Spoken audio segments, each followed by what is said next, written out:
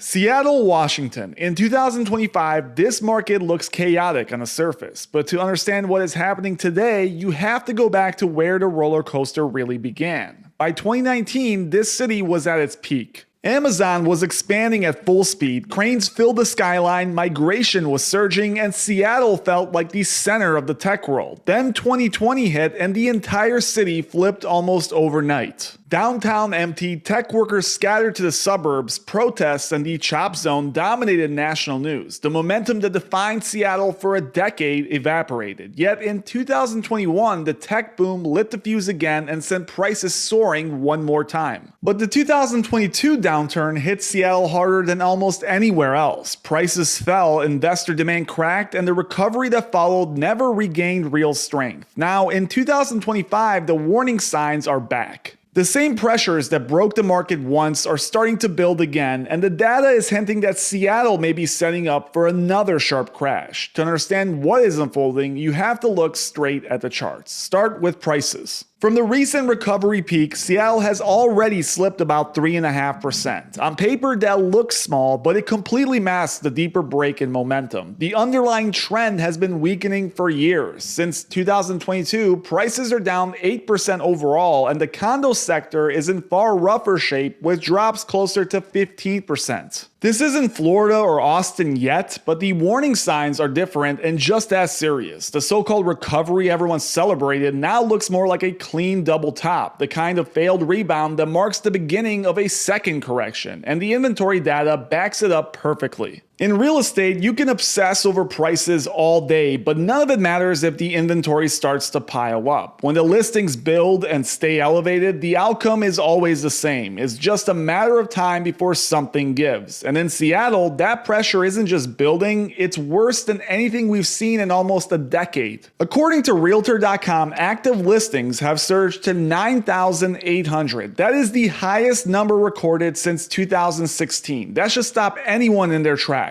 We know that inventory is always seasonal, but even after adjusting for the seasonal drop we expect in winter, this level is far above normal. The chart may dip in January like it always does, but make no mistake, it will be dipping from an elevated plateau, setting a new winter high. And when the cycle turns again for next summer, the odds are we will see a fresh record in active listings. More supply, more competition, and more downward pressure on prices. Some people try to argue that demand is rising too. It sounds comforting, but it's simply not true. If you look at closed sales, the truest measure of actual demand, the story changes completely. Bill McBride's data shows that the Northwest region, including Seattle, is closing fewer homes than last year and barely half the number we saw in 2019. That is not a healthy market absorbing new supply. This is a market losing momentum, even as inventory keeps growing. Put these pieces together and the picture is clear. Seattle isn't balanced, it's stretched and tilting. The fundamentals aren't resetting, they're fraying. And like every real estate correction before it, the shift will look slow and harmless right up until the moment it doesn't. That's how these cycles always unravel, gradually at first, then all at once. You can see examples of this everywhere, but one of the clearest cases is in zip code 98005. This is an elite high-income zip code with top-tier schools, tech-driven demand, and some of the most expensive suburban housing in the region. Yet even here, the cracks are obvious. Take this 4-bedroom, 4-bath home. In 2019, it was worth about $1.2 million. By 2022, it has surged to $2.1 million. But by October of this year, the owners accepted that the market had rolled over hard and listed it for $1.7 million. It has now sat for more than 3 months, dropped its price 3 separate times, and sits at $1.57 million. From the peak, that is a 27% decline, and it still has not found a buyer. So anyone who bought near that 2022 top in Seattle has taken a far heavier hit than the earlier price chart would even begin to show. On the condo side, the situation is even more severe. Look at this 1-bedroom, 1-bath unit. The owner bought it in 2017 for $490,000, and at one point it reached a value of around $580,000. But since that 2022 high we talked about earlier, this condo has not just slipped, it has fallen apart. It reappeared on the market at $379,000, which is a staggering 37% drop from the peak. And the shocking part is that there is no sign it will even sell at this level. This is what real damage looks like when you step away from the headline charts.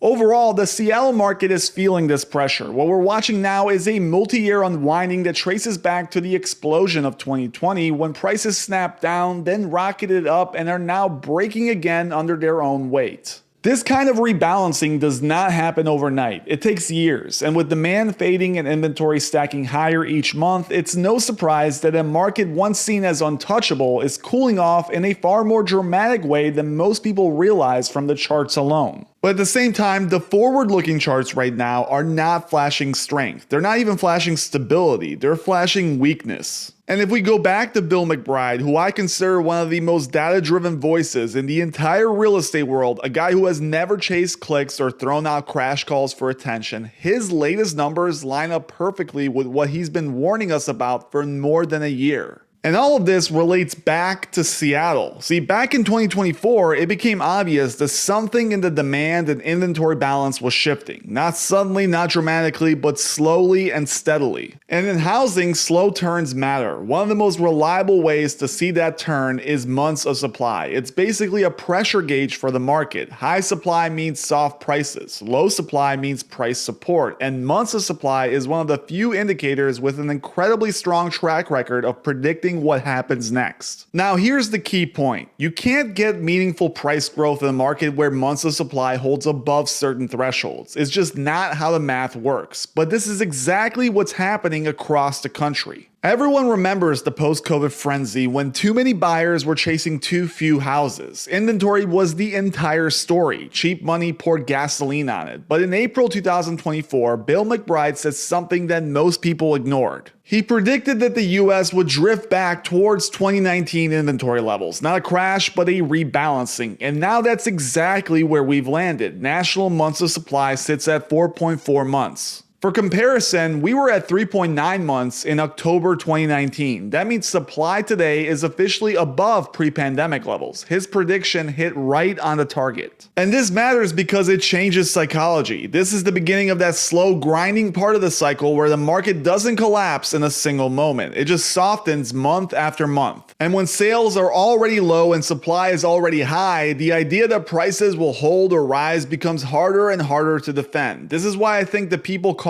for a major bounce are misreading the setup. We're heading into the I can't believe it dipped this low phase, and markets that are already fragile like Seattle are going to feel it even more. Thank you guys for watching. As always, please make sure you hit that like and subscribe button if you enjoyed it. And if you're a buyer or seller in the Seattle area, I would love to hear from you in the comments. Let me know what you're seeing right now in your zip code.